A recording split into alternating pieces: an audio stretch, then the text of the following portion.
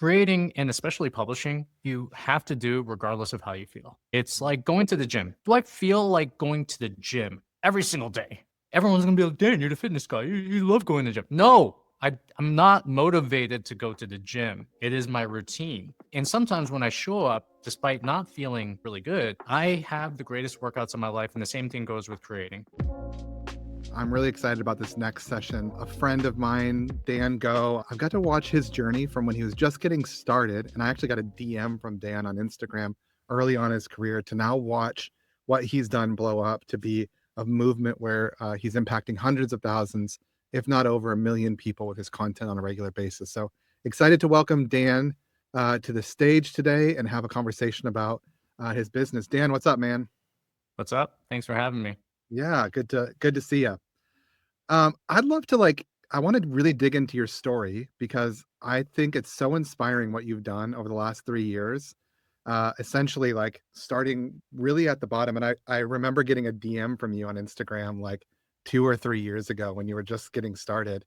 And you're like, hey, I think I can help people like you. And now to see you have grown this massive newsletter and this really amazing company, I'd love to just like reflect a little bit about Dan getting started to where Dan is now and have you tell that story just a little bit because I think it's really inspiring.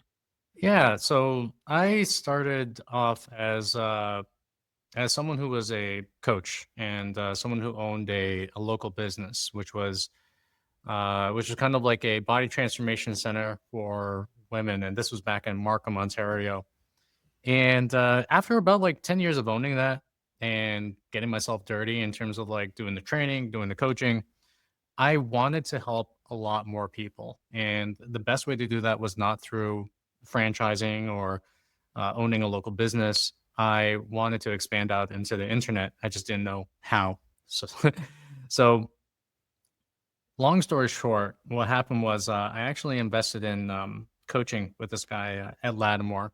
He's a probably a mutual friend of ours, Yep. and I just wanted to know the ins and outs and the ropes of growing on Twitter at that time. And I remember it was actually during the birth of my first daughter. I was in the hospital room and I was like, okay, well, I'm going to do this. And this is going to be where it starts. And my wife was in the background in labor. She had like a 12-hour labor. And I was on the couch. It was during one of those downtimes. And I remember sending out my first tweet. And once I sent out the first tweet, I got a good number of comments and feedback, and that was where I started, just off of just putting my thoughts out there. And as I started to grow my account, I started to grow to 5,000, then 10,000, 20,000. I remember as I was growing and as I kept creating, the one thing that came into my mind, the one thing I was thinking about was just show up, just keep on showing up, keep on publishing, keep on doing the work. And I remember growing with a certain group of people, and we were all just trying to mastermind together, helping each other out. I remember one of the things where they were getting followers and they were putting content out there, they were growing, and then one thing led to another, and about 80 to 90% of them stopped. And I'm like, why? If you have all this momentum, why are you doing that? And my whole thing is just making sure I show up, making sure I do the work, and make sure I approve. And if you go through that formula through the course of your life, what's going to happen is you don't know where it's going to end up. So now we have, I think, 780,000 on Twitter. We have 1 million people on Instagram, 430,000 on LinkedIn, 175,000 on YouTube. And it's all because I just decided to start creating one day. It's so wild. How long ago was that you sent that first tweet? 2020, it was COVID days. COVID days. Yeah. So 5 years, less than 5 years. Yeah. And you've been able to grow from never sending a tweet to where you're at now. I Yeah. think that's such an inspiring story. And what often people dive into here, Dan, is like, all right, tell me all the secrets.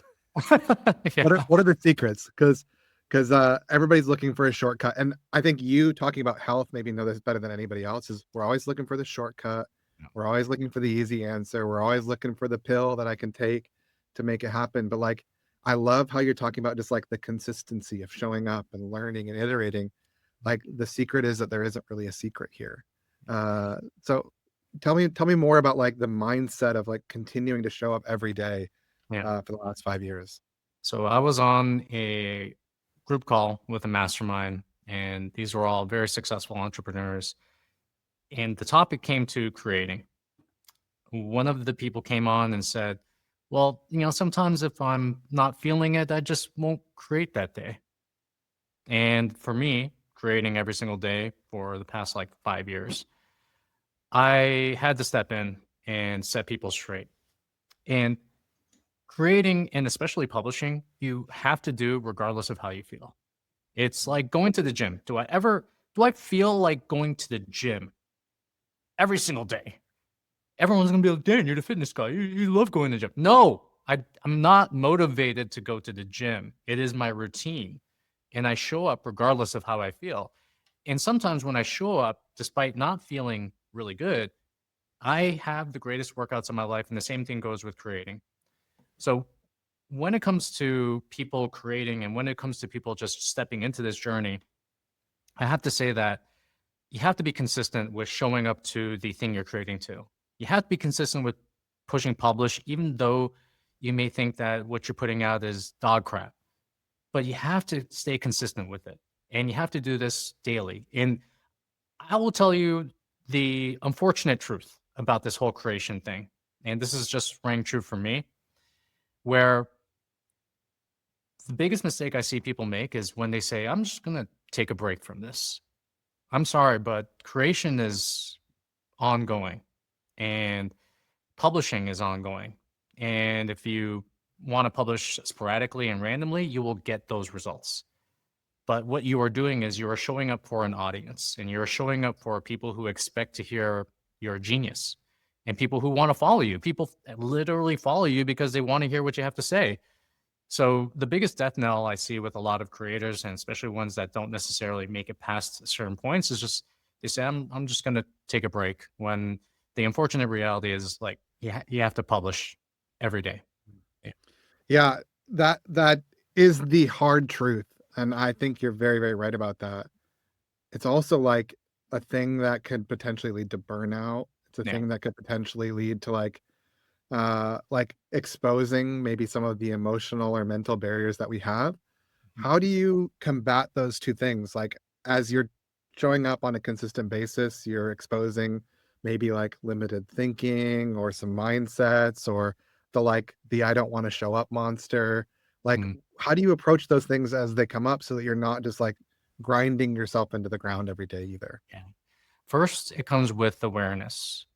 So what I feel with a lot of people who are creating, and especially successful creators, there is this upper limit to what they think they can achieve. And then when they reach the comfort of that upper limit, when they're about to surpass it, they will do things to self sabotage themselves back to where they feel they deserve. It's called the upper limit problem. And the upper limit problem shows up in many ways. Most of the ways it shows up is in self sabotage. Mm, So awareness is key. You have to understand where are these limitations that we're placing on ourselves. Write them down. Write all your limiting beliefs. And it reminds me of when I started to get myself in shape.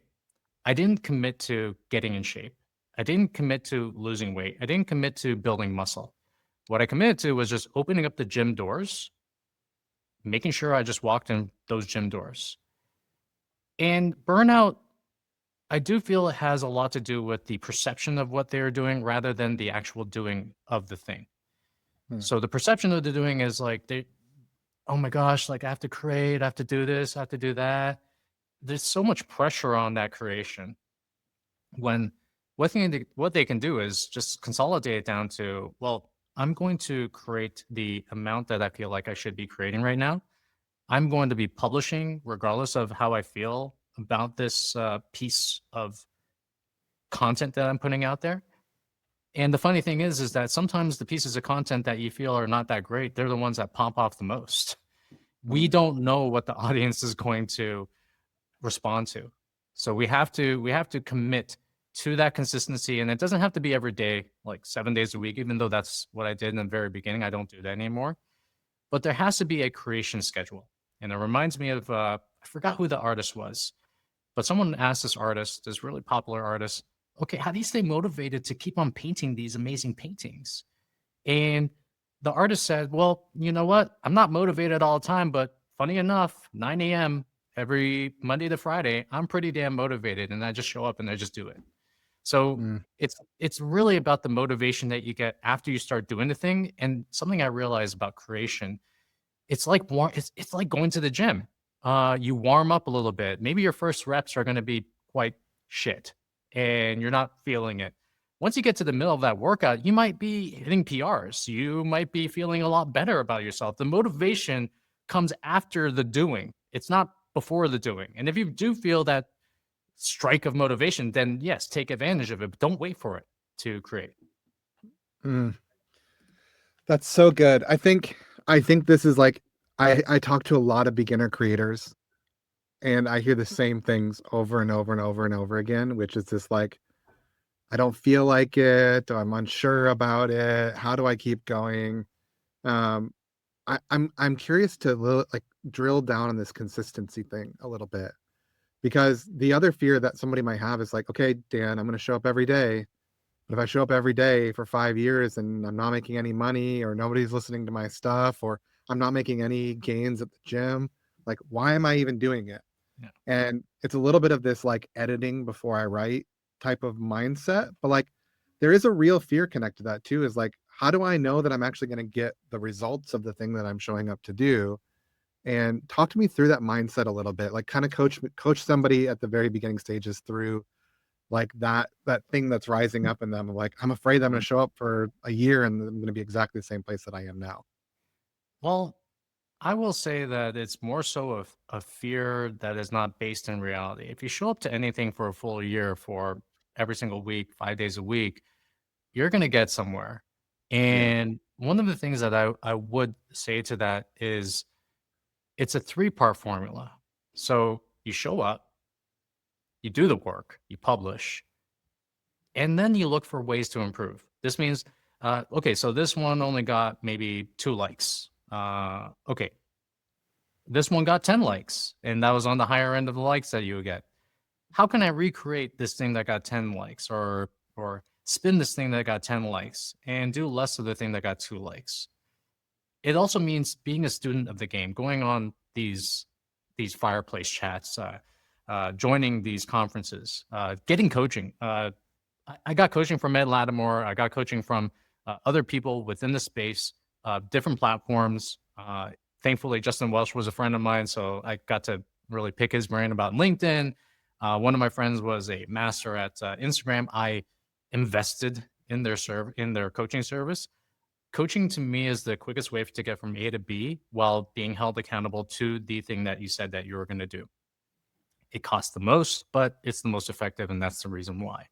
Yep. The one that's missing for a lot of people is looking for ways to improve. You're not just publishing out into the ether. When you're publishing, you are taking account of the things that you published. This one got this impressions. This one got this likes. Okay, so why did this one get this many likes? Why did this one get an outsized return on these impressions?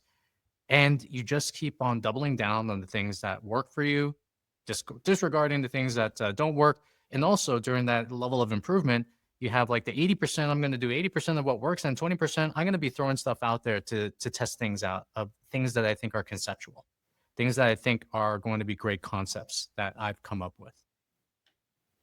Yeah, that's really good. I think that third piece is what I think is missing a lot with folks is looking to improve.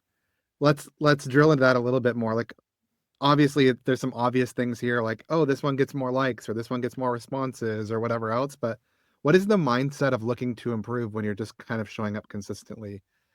Because I think this is where I see, again, I've had these conversations many years, Dan, and many people, which is I'm doing it for a long time and I'm still not making any progress here. And I think the missing piece of that is like, I'm not looking to improve. Yeah. How do we put ourselves in that lens of like self-reflection or awareness of self or asking the hard questions? How do you think about that when you're looking to improve? The very first thing is be a student of the game that you want to get better at.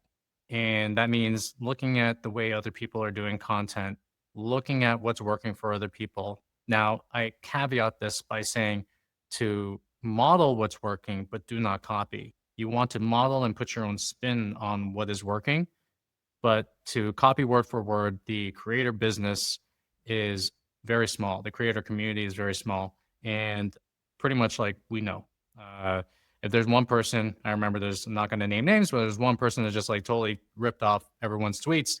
No one talks to that person anymore. And the thing with creation as well is the collaboration aspect. Like a lot of us collaborate, a lot of us comment on each other's stuff. We comment on our friends' stuff. Like it is very much a collaboration between creators when it comes to that. So be a student of the game, look at what's working, and then see if you can put your own spins on the things that you see are working. And the other thing is, you cannot really improve unless you're actually showing up and pressing publish. You can't, because if you're trying to be like, I want to get perfect and I want to make sure I'm putting out the perfect thing, you don't know how many of these little sentences that came up in my brain and I just put it out there into the internet and it turned out to be one of the most viral tweets that have happened. You just, again, we cannot control these outcomes, but we can control our behaviors and we can control our schedules. The other thing I would also say in regards to this is I go back to the creator schedule. Put yourself on a schedule of creation. And that could be 8 a.m. Monday to Friday, or it could be whatever time that you want it to be. But I truly believe that we have these rhythms to how we create, to how we eat, to how we work out, to how we sleep. And this is actually called a ultradian rhythm, of like a work rhythm. So when you sit down in front of the computer at a specific time, same time, every single week, every single day, what's going to happen is that you will automatically get into the flow of what you want to be doing, and your body and your brain will correlate with the time that you're trying to create. That is one of the low key most important things, is to force yourself to sit down at the same time and to publish at the same times every single day. And when it comes to the improvement aspect of things, whenever I'm putting stuff out there, I like to just speak it out to myself. If I'm putting a tweet out there, I'm like literally speaking it out to myself and being like, does this make sense? Does this sound literate? Uh, I feel like captions and writing is a lot like poetry. So when you speak it out to yourself, you can feel how it feels when it comes out of your mouth. Mm. And the more that you kind of say things in the way that almost like seems like it's poetry, or almost seems like it's concise and clear, simple, I feel you can get the most benefit just from doing that as opposed to editing inside of your own head. Yeah, that's so good. Um, I where you're there's like so many places I want to double tap on here. But, like, talk to me about the consistency, like, showing up every single day. I feel like I'm maybe gonna run out of things to say. How do I combat or overcome that? Because it's like, "All right, man, I'm gonna show up every day, but, like, Mhm, I've only got enough juice in here. I'm gonna run out of stuff to say at some point." mhm. What have you found about what happens as you're showing up and either, like, re-saying the same things over again or, expanding on what you know? Like, do you ever feel like you just hit writer's block or don't have anything to say anymore? There are some times when I sit in front of a computer, and I'm feeling ooh, like a complete blank, just staring at the screen. There are many times that happens. And one of the things I love to do is use consumption for creation. Mm, And I will look at other people's content as a source of inspiration. And a lot of times when I'm looking at someone's creation, I'm either disagreeing or agreeing with it. If I yeah. disagree with it, I have the response in my brain. I'm like, no, no, no, that's not right. Especially in the health field, we have a lot of bullshit artists out there. So when they say something bullshit, I will be like, no, no, no, no, no. Like we don't have to do this. You don't have to be as granular about your fitness. And then now that would actually spur something inside of me to create something that is the antithesis of what that person said. Or if it's an agreement of what that person says, I will spin it in my own way based on my experience that I have with my clients. So consumption is a big thing. Everyone's like, oh, you should create more than you consume. And I think it should be 50-50. Mm, Especially if you're a student of the game. You should look at what other people are doing and be like, okay, so these are the trends that are happening. It doesn't mean that you have to do the trends, but it does mean that you are looking at what is working on a consistent basis and be like, how can I bring this into what I'm doing right now? It's so true. Like, if you think about the highest performing athletes in the world, like, how much they're watching game tape and practicing before they're even playing the game, Yeah. it's, like, so outweighed into, like, watching the tape over and over and over again and learning and learning and learning. I think it's a super, super interesting, metaphor. Yeah. And let's just say we're creating for Instagram, and I'll use the health field, but anyone can use whatever niche that they're looking for. I will go into the explore page and I will search fitness. Funny enough, if I search fat loss, they send me a phone number for the suicide helpline. They're like, "I think you need to talk to this person. Do you need help?" Yeah, But when it comes to fitness, I'll search out fitness, and it'll give me a slew of content, and then I will have the algorithm just show me that stuff by clicking on it, showing it, and I want the algorithm to tell me like, okay, so here's like all the different pieces of content that are working for other people. It doesn't mean that I'm going to be modeling or I'm going to be copying, but what I am is I'm consuming and I'm creating ideas. Now, the caveat to this is making sure we don't use consumption as the barrier to creation. So when we are consuming intentionally so we can get these ideas. Actually, what I do is I'll throw these ideas. Actually, I have a separate account for this algorithm. I'll throw these ideas out to my main account, and I'll be like, "This is really cool. This is how we can spin it." And through that consumption, I'm throwing myself out ideas, which I take action on eventually. And it's just this collection, creation, collection, creation. You got to be just very careful that you're not over collecting and under creating. And you but it's got to like be very, breathing. It's like in and out, yeah, in and out, in and out. It's breathing. It's just exactly. a really important rhythm. And I would also say that when we allow ourselves to think, it is so important for this whole creation business. So I talk a lot about modeling, and that's the first step. But after you've modeled for such a long period of time or such a set period of time, what you want to do is you want to test out your own thoughts and ideas. This is where consumption becomes the barrier to creation. So one of the things I love to do, I actually learned this from do you know so Ryan Hashemi, co-creator of Jubilee, the YouTube channel, he told me that this is what they do to create these ideas initially for their channel, which is a create-a-thon. They sit in a room with no windows. They sit for like 6 hours and they just think and brainstorm ideas, and then they'll leave, they'll come back, and then they will take the best ideas and they will implement them for their channel. And the same thing Interesting. can go for creation as well. It's like we consume so much that it actually prevents us from thinking, but we need both of these things to become authentic creators, to become creators that are more kind of in line with their own authenticity. It's so good. That's so good. The thing that keeps staying out in my mind here is the in and out, the breathing. Like, if you were just to breathe in all the time, you'd pass out, and if you were just Yeah. to breathe out all the time, you'd pass out too, and I think it's like having that level of, like, in and out rhythm is really important. We're talking a lot about rhythms, Dan. Can Mm. you tell us a little bit about your rhythm of creation and how it maybe started and how it's transformed over the years? Because what you're really talking about here is like a habits. You're talking about rhythms. You're talking about dedication and consistency. What does Yeah. that practically look like for you? So in the beginning, I was hyper focused on X, and that was the only platform. I only had one point of focus. This was about 5 years ago, and I just wanted to grow on that platform. So that meant every single day at 8 a.m., Monday to actually Monday to Sunday. I'm not even gonna lie. It was Monday to Sunday. I sit down at 8 a.m. and I would create 10 tweets a day or 10 posts. They're not tweets anymore. And I did that for probably a full on year.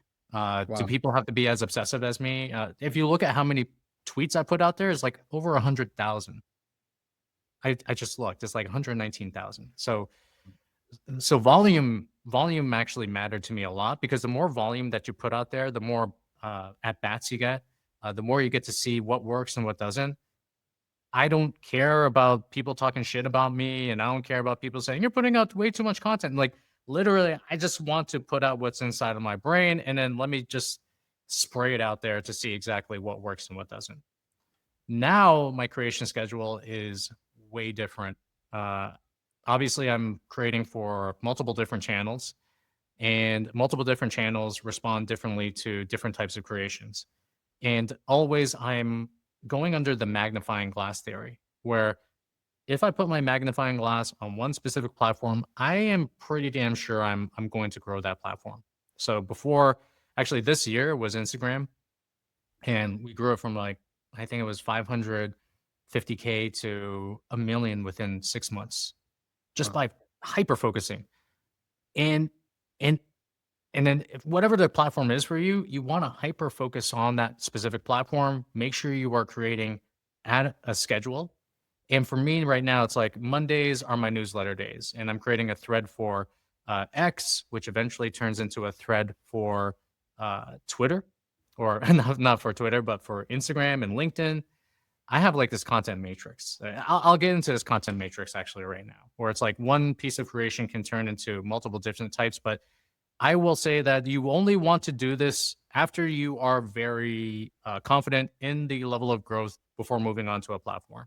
For me, Yeah. I'm creating multi-platform now. So if I create a thread on X, it's going to be a thread on LinkedIn. It's going to be like a PDF, and it's also going to be a thread on Instagram. It might also, if it does really well, it might turn into a YouTube video as well. I use X as my testing ground for ideas to see whether or not these ideas pop off. And if this idea pops off for X, then I know that's probably going to pop off for YouTube. It's probably going to pop off for my newsletter. It's probably going to pop off for Instagram and LinkedIn. So you just want one platform where you can just test this stuff and throw stuff out there. And then, so Mondays, that is that. Tuesdays are my real scripting days. And I'm started to do like these video reels where I stand in front of the camera and I'm talking. And the funny thing is I take the best performing tweets that I have off of X with also the consumption of seeing what's happening with other creators. And I just create based off of the most viral tweets that I put out there, and also the most viral stuff that other people I put out there that correlates with my health stuff. And then on Wednesdays, I do videos. Wednesdays, I shoot for YouTube. It usually comes from a script that I did on a thread, or a script that I did on the newsletter that I did on Monday. And also, I'm creating 5 reels. And I already have these 5 reels up and ready because Tuesday was real scripting days. And then I also I have 2 newsletters that go out Fridays, this 5 minute or 4 minute Fridays. I just put in the skeleton of what that is going to look like for Friday, and then I just go into it on Thursday and vamp it up. And Thursday I do creation for LinkedIn and X, but Fridays are my thinking days. I don't do anything on those days anymore. I just sit down and I think for about 3 to 4 hours. It's amazing. Okay, so like if you think about 5 year ago, Dan sitting in the hospital room sending his first tweet, probably like looking at it for a long time and Yeah. before you're sending it out to Mhm. like that content matrix that you just talked through. It's a massive journey from here to Yeah. here Yeah. in like a 4.5, 5 year period of time, which is really interesting. Yeah. The one thing that I want to double tap on early on is you said, I don't care what people think about the content that I put out. And that feels like a an unlock to like that journey of one tweet sitting in a room to now that whole massive matrix. How Yeah. did you learn to not care about what people thought about the content, or how did you learn to overcome that like caring so much, or the fear of rejection or the fear of failure that Mm. came from putting stuff out in the world? Because it is vulnerable on some Yeah. level. I I I s- I will say that there is a part of me that still is like, oh, well, like, what are people going to think about this? And I'll use an example where I started to learn how to sprint, and or I've started to relearn how to sprint. And then I put this video out there to X, and I'll tell you guys right now, like X, probably one of the more unforgiving platforms out there. I put out my sprint video, and I was asking for advice. I wasn't saying, "Hey, look at me sprint." I was asking for advice, and then got like great advice, but also like a lot of like trolls coming in. And I always remind myself of something that one of my mentors told me, which is embarrassment is the cost of entry when you're doing these things. If you feel cringe, that is a feature, it's not a bug. It's something that is supposed to happen when you are doing anything new. When I started to learn Brazilian Jiu Jitsu, I was like a gorilla, like going into and getting into the white belt class. And I was like this gorilla that was just trying to use his strength. When I got into Muay Thai, I looked like a stiff robot. When I got into sprinting right now, I actually have a sprinting coach now. And he's like, you kind of run like my 80-year-old grandpa would. And I'm just like, okay, cool. We can get better from here. But we have to remind ourselves that, especially if anyone's just starting out, or even if someone's just kind of like restarting their journey, allow yourself to be cringe. Give yourself permission to be embarrassed. And understand that all of it has to do with more so perceptions than it is the reality. Yeah. Uh, I just, I think the more that we can get ourselves to a point where we just don't give a fuck about what other people say, the more that we are going to allow ourselves to be our true authentic self. Now, this doesn't mean to say like you could just talk shit and just hope that, just be like, I don't care what anyone says. I mean, feedback is important, but let's just say you're doing it in a way where you feel is, being authentic to yourself and also being ethical. Then the more we can get out there to be like, who cares what anyone has to say about this? Yeah. I'm putting this out.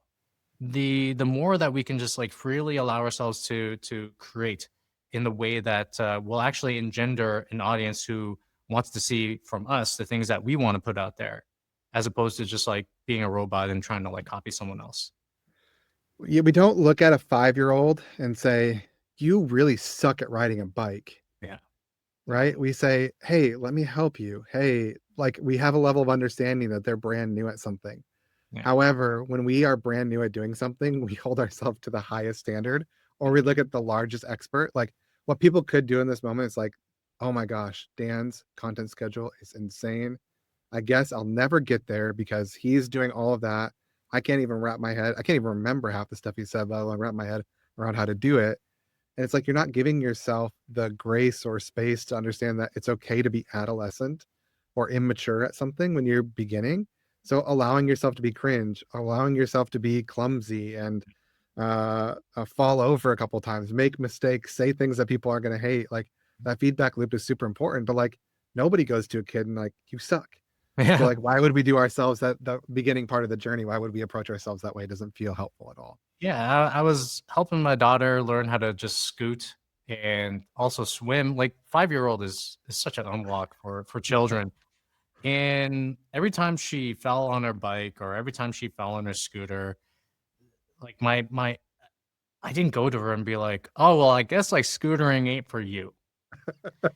And I learned a lot from my daughter Yeah. where her whole thing is just getting up and doing it again, getting up and doing it again, getting up and doing it again. There is no self-judgment. There is no, oh, maybe the same for me. It's just this is the process of someone learning how to walk. And the same thing goes with anyone that's beginning to create for themselves as well. You are putting yourself out there to a lot of people, but also you are literally an infant in the game. So why don't you treat yourself like an infant?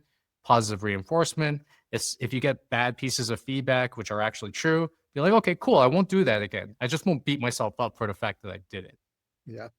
Yeah, I think that's good. Having that perspective, I think, is really a huge unlock. And it's like this is what's amazing about doing this at this phase of life is we can give ourselves that grace and then we can also hold ourselves accountable at the same time and say, hey, if you want to become expert at this, like I've got to show up and post something every single day for a year, or I've got to get 116 or 119,000 tweets out the door Mm. for me to be able to get there.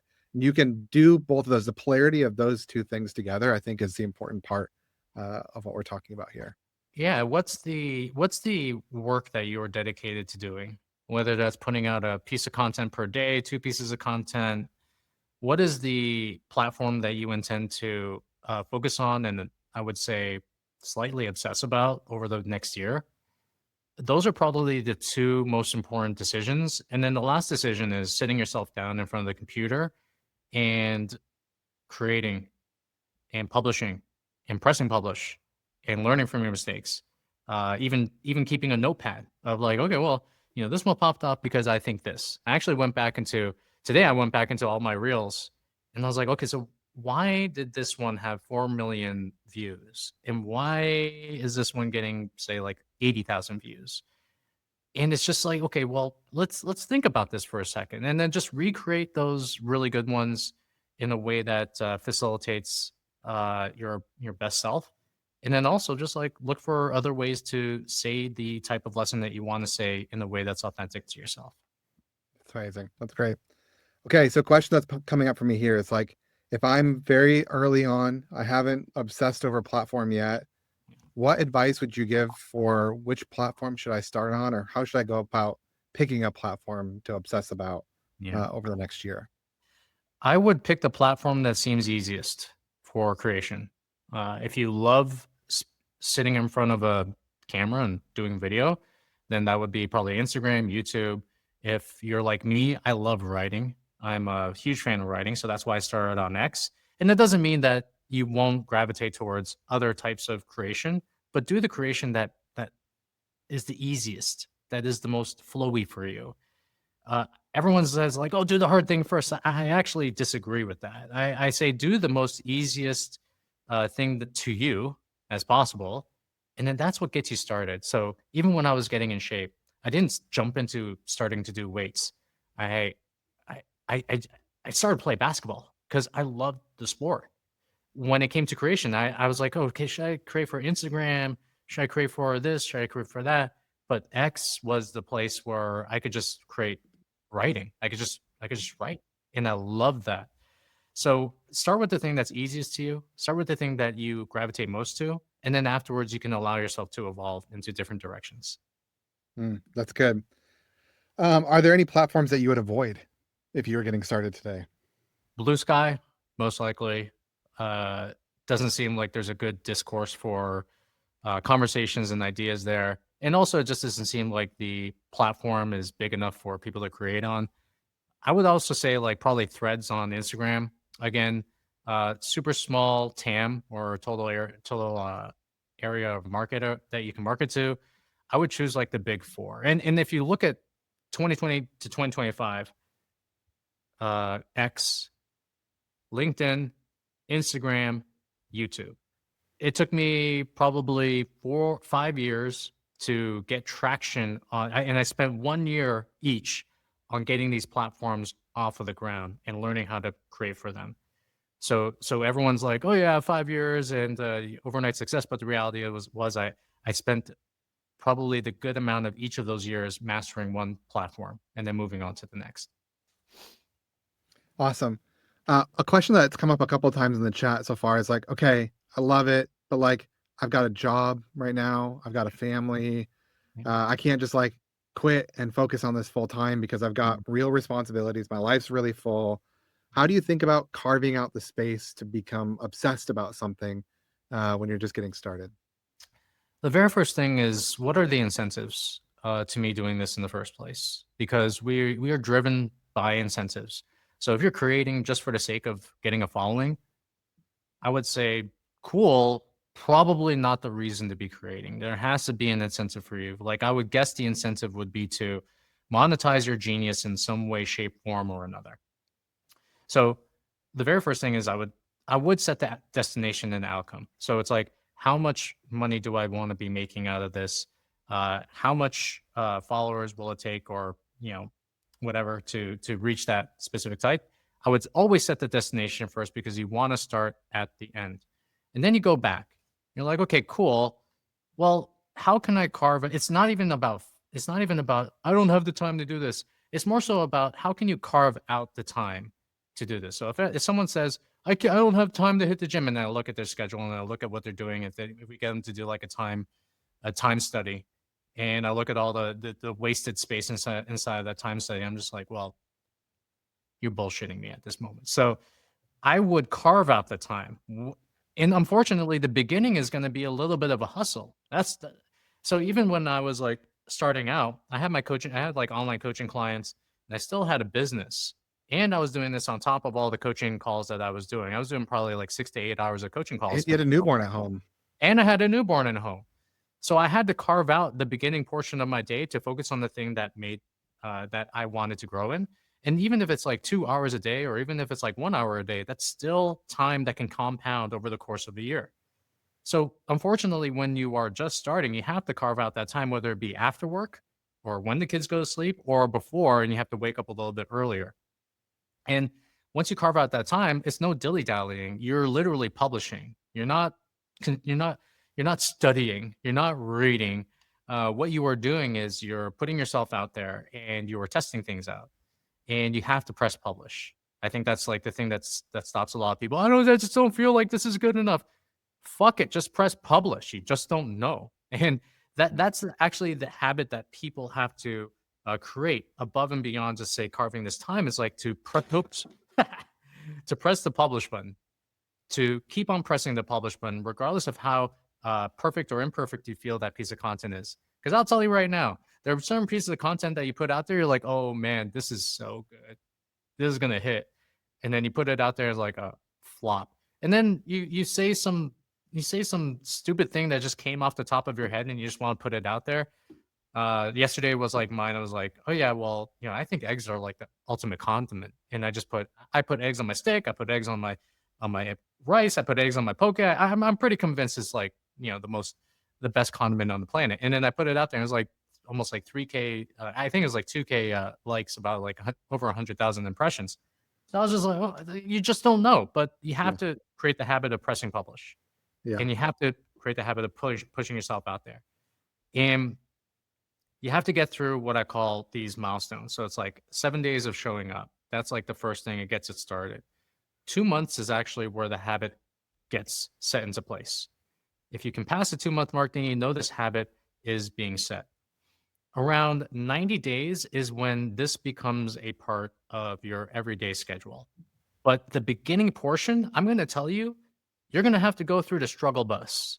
And it's going to be the hardest, because launching a rocket into space is not like, okay, we just launched a rocket into space. It's like, no, we spent 80% of energy just launching this thing and giving it momentum to go into space in the first place.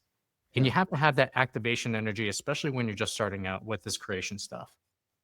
Yeah. I think that metaphor is really good. Is like the amount of effort it takes to get just off the ground is significant. And uh, if you're going to do something of substance, of something of meaning, it's going to take effort. There's no way around that. And I think oftentimes we're like the amount of like hacks or secrets or the simple 5 steps. It is a simple process actually. It's show up every day. It's be consistent.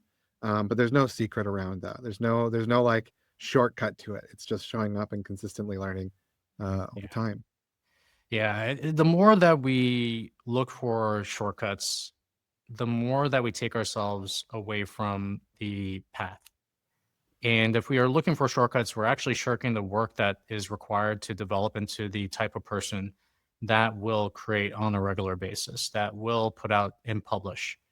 And if we're looking for the hack or the shortcut, all this kind of stuff, I like to use another thing that one of my mentors told me, which is the long path is the shortest, the short path is the longest.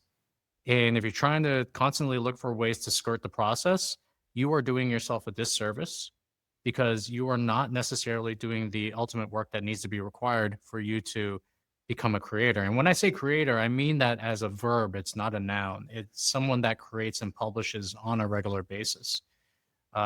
Just because we come up with a couple pieces of content, that doesn't make us a creator. We live up to this moniker as a creator by constantly pressing publish and constantly creating things that we think are going to be great for the audience. Yeah, that's really good. Okay, so since we're talking about the like you talked about the first 60 days, the first 90 days, the consistency that's building the habit and the routine there. Yeah. What like how are you what's the self-talk you're doing here? What is the mindset you're having? What is like is it really just like, okay, I hate this, but I'm gonna do it anyways. If I hate this, I'm gonna do so it feels like exhausting if Mm, we think about that. Like what mindset do you have when you're thinking about that launch mode in the first 90 days of really building this rhythm and routine and habit? mm. Are you like in community? Do you have accountability? Like what are the crutches or the guideposts or the walking sticks that you have along those days in the first 90? So I have I don't think you're raw dogging it all the time. raw dogging. I love that word.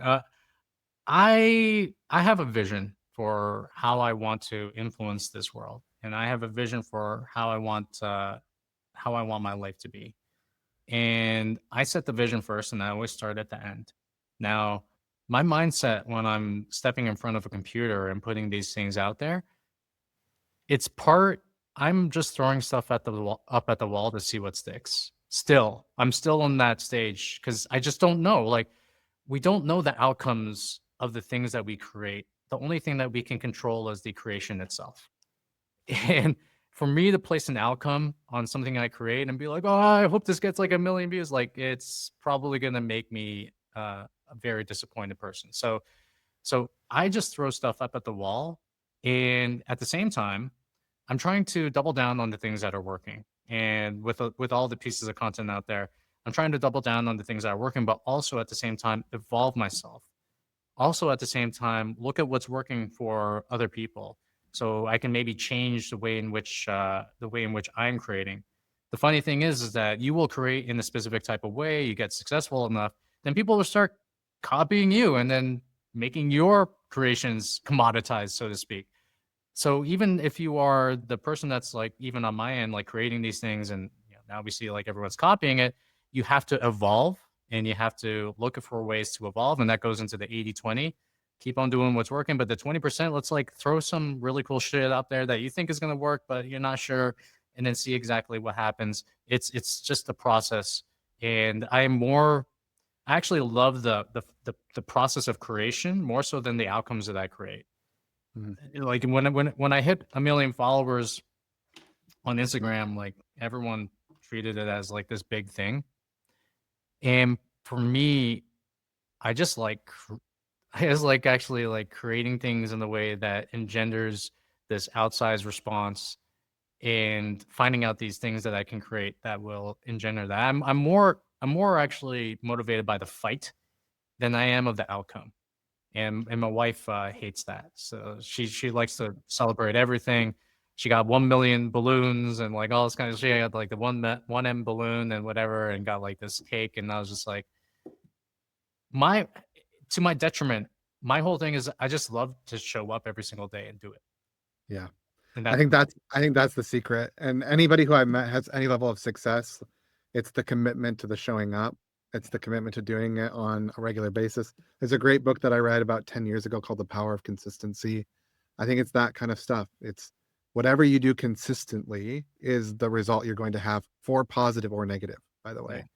Is yeah, if you consistently work out and show up in the gym, you're going to have those results. If you're consistently eating junk, you're going to have those results. And so, whatever it is that you're creating consistency around is the result that you're going to have.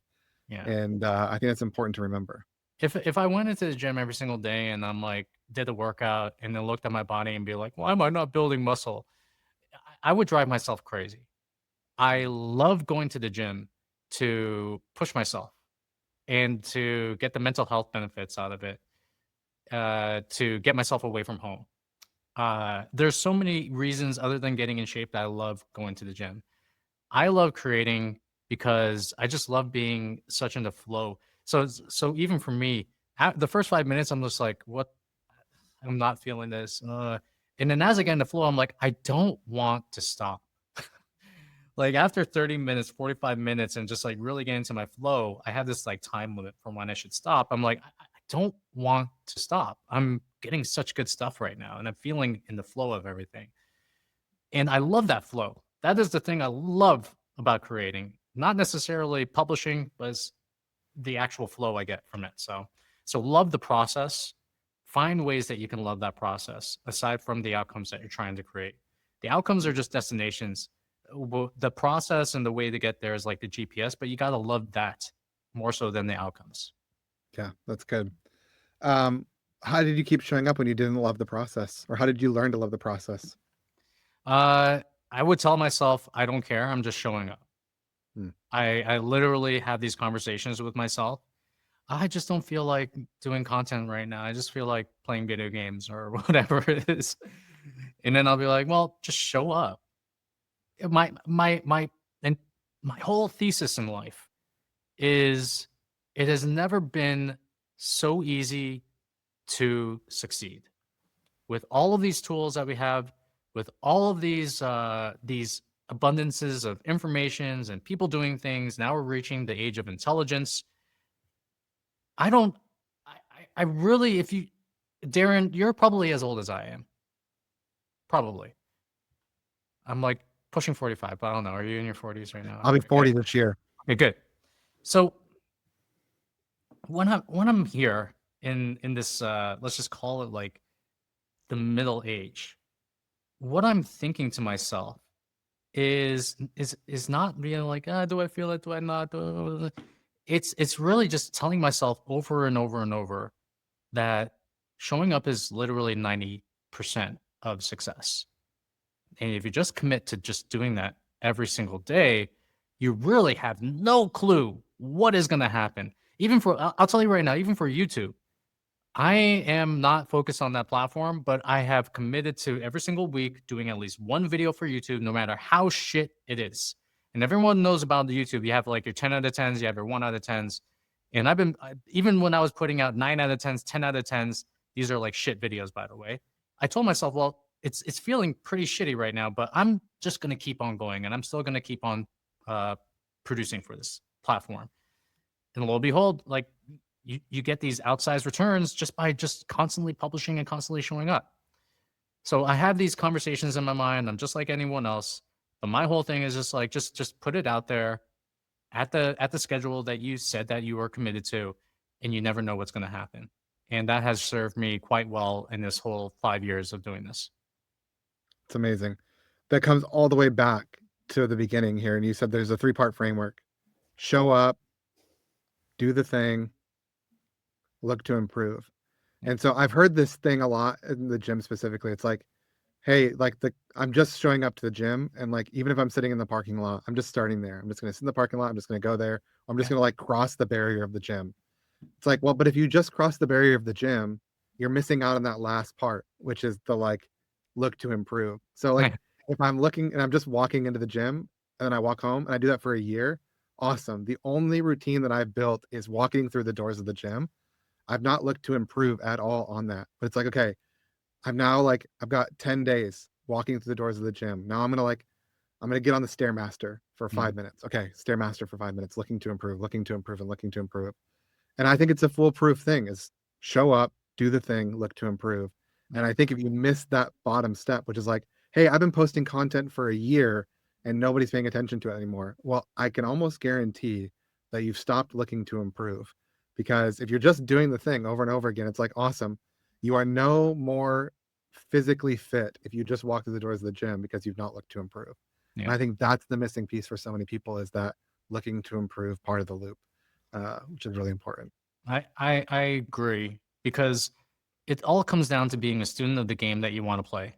If I'm playing, let's just say a board game, and I choose to play this board game for, let's just say, next like year, I'm not going to just play the board game expecting to get better. Yes, that might happen. I'm going to go on Google and YouTube and be like, how can I kick these guys' asses? And Settlers of Catan or something like that. Yeah. It's about, you want to be a student of the game you are playing. So if that game is Instagram, if that game is X, if that game is email newsletter, if that game, whatever it is, you can't just do it by looking at what other people are doing. Know the philosophies behind why people are doing what they're doing. Know what the standards are. Uh, be able to get coaching, be able to do a course or like whatever it is, but learn about the game. And then the more that you learn about the game and the rules to the game, then you know when you can actually break the rules to the game. Then you know like what you can do to amplify and pull certain levers, but you have to learn the game itself first. Mhm. That's good. Dan, thanks for your time today. If you were to talk to that Dan who's sitting in the hospital room, other than, hey, pay attention to your wife more right now, what advice would you give to that guy 5 years ago who's just getting started? Like, from this point now, like, what's the thing that you would say to him 5 years ago who's just getting started sending his first tweet? Quite honestly, I am exactly where I would want to be at this point. And Mm. whatever that Dan did right there, which is exactly what I would tell him, is no matter what you are getting out of this, just keep showing up, keep pressing publish, and then keep looking for ways that you can improve. And that Dan already did it. So he did it for the past 5 years, and I'm proud of that guy. So that's what I would say to him.